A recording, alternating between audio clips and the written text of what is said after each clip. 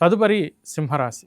సింహరాశి వారికి జన్మంలో ఉన్నటువంటి రవి బుధుల యొక్క సంచారం 2 కూడా ప్రతికూలంగా ఉన్నాయని చెప్పవచ్చు. మిత్రక్షయం అని ఇక్కడ చెప్తూ వచ్చారు. అంటే మీకు సహకరించేవారు తగ్గిపోవటం, అందరూ కూడా అది నెగెటివ్‌గానే కాకుండా పాజిటివ్‌గా చూసినా కూడా ఎవరి పనుల్లో వారు బిజీగా ఉండటం. దానివల్ల మీకేమో మిమ్మల్ని ఏదో అవాయిడ్ చేశారనో, మీకు సహకరించట్లేదనో, లేదా మీ యందు వారు ప్రతికూలంగా లేరు, అనుకూలంగా లేరు, ప్రతికూలంగా ఉన్నారనో ఇటువంటి భావం బాగా కలుగుతూ ఉంటుంది.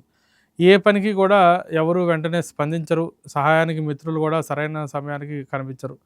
కాబట్టి అన్నీ మీరే సొంతంగా చేసుకోవాల్సి రావడం, దానివల్ల బాగా ఒత్తిడి, శారీరక ఒత్తిడి, మానసిక ఒత్తిడి, ఆరోగ్యం కొంత ఇబ్బందికరంగా ఉంటూ ఉండడం, తరచూ ఇట్లా శిరోవేదంతో బాగా బాధపడుతూ ఉండడం అనేది కూడా జరగవచ్చు. కాబట్టి ఆహార నియమం పాటిస్తూ ఉండండి.